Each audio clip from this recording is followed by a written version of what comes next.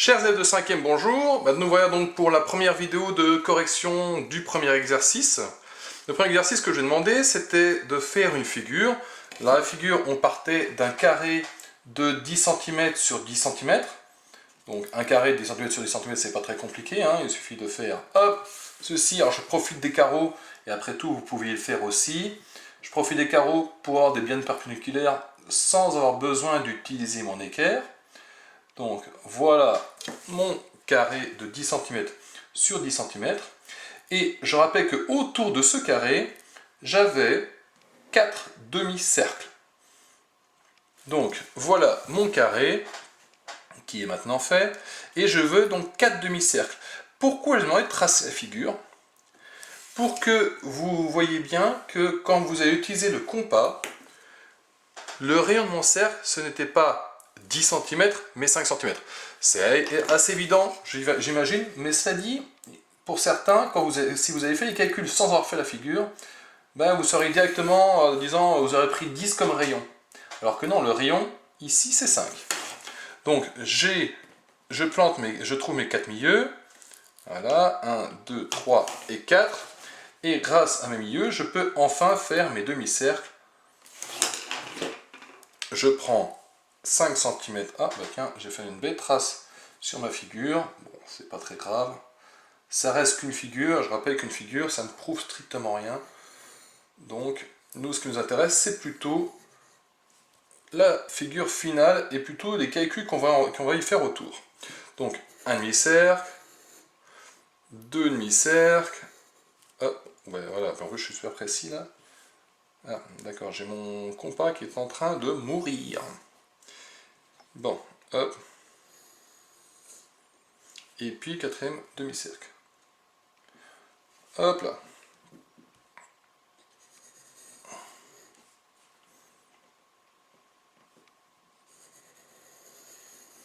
Voilà. J'ai mes 4 demi-cercles autour. Alors, ce qui m'intéressait surtout, c'était calculer l'aire de ceci. Alors, pour commencer, on va regarder juste l'aire à l'intérieur du carré. L'aire à l'intérieur du carré, et bon, j'ai un carré de côté 10 cm sur 10 cm. J'ose pas vous faire beaucoup, enfin, je pense que je ne vous fais pas beaucoup de mal en vous disant que l'aire du carré, c'est côté fois côté. Et côté fois côté, ici, ça nous fait 10 fois 10, ce qui nous fait 100. Alors, je rappelle que j'ai multiplié des centimètres par des centimètres, ça me fait donc des centimètres carrés. C'est la même règle hein, que x fois x, ça fait x au carré, vous noterez. Il y a une raison à ça. Bon, maintenant ce qui m'intéresse, c'est l'aire des demi-cercles autour. Alors je vais calculer un demi-cercle pour commencer, puis je m'intéresserai aux trois autres. Bon, vous imaginez bien que si j'ai l'aire d'un, les trois autres, ce sont les mêmes. Alors comment calcule-t-on l'aire d'un disque? Alors je rappelle que l'aire d'un disque, c'est pi fois rayon au carré. La formule, hein, pi r carré, pierre carré. Voilà. Donc, l'aire d'un demi-disque que j'ai ici, l'aire d'un demi-disque, c'est pi r carré divisé par 2. C'est bien la moitié d'un cercle. Donc, ça va me faire pi r carré. Bon, je rappelle que là, mon rayon, c'est pas 10, mais c'est 5. Et je divise le tout par 2. Alors, je voudrais mettre un égal. Si je mets un égal, ça fait 20, ça fait 25. Bon, ça fait 2. Et là, je suis gêné, j'ai un pi. Je vais commencer d'écrire ceci. 25 pi divisé par 2. Et au passage, 25 divisé par 2, ça fait 12,5 pi. Bon, à vrai dire, ceci, c'est ce qu'on appelle la valeur exacte. Si vous n'utilisez pas la valeur exacte, je vous rappelle que vous avez le droit d'utiliser la valeur approchée. Donc maintenant, si je veux une valeur approchée, il va falloir que je prenne ma calculatrice et que je lui fasse 12,5 fois pi. Donc, pour me prendre ma calculatrice, 12,5, c'est pas très compliqué, fois, et j'ai la touche pi. Alors, sur cette calculatrice, c'est ici. Il y a directement la touche pi. Pour ceux qui chercheraient sur le clavier, elle n'apparaîtrait pas, c'est souvent sur les Casio. Pour ça, il y a ici, vous regarderez, la touche pi, elle se trouve juste au-dessus de cette touche-là, je crois, ou juste à côté, l'un ou l'autre. Et vous donc fera faire seconde et la touche dessus. Donc là, j'ai pas ce problème-là, moi c'est 12,5 fois pi, et ma calculatrice me dit que ça fait à peu près 39,26, 39,27, puisque je suis plus proche des 39,27 que des 39,26. Hein, puisque j'ai ici, alors je ne sais pas si ça vous en sur la vidéo, 39,269. Je rappelle que si je coupe au bout du deuxième chiffre après la virgule, je dois quand même regarder les chiffres derrière. Si c'est 0, 1, 2, 3, 4, je peux les enlever. Si c'est 5, 6, 7, 8, 9, j'ai déjà donc dépassé la moitié, et donc il faut que je rajoute 1 au chiffre d'avant. Donc ici, c'était 3,269. Donc c'est 3,27. Donc, j'ai mis 39,27, ce sont également des centimètres carrés.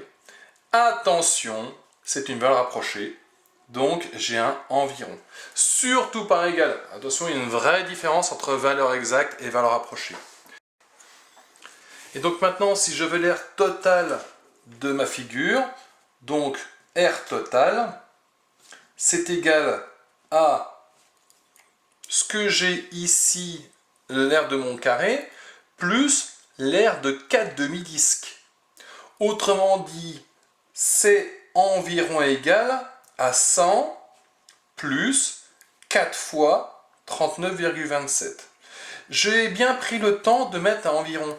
Puisque ceci est une valeur approchée, le calcul là ne va pas être exactement l'air total. C'est une valeur approchée. Donc quand je fais 100 plus 4 fois 39,27, la calculatrice me dit que ça fait 257,08. 257,08, et là, je peux mettre un égal.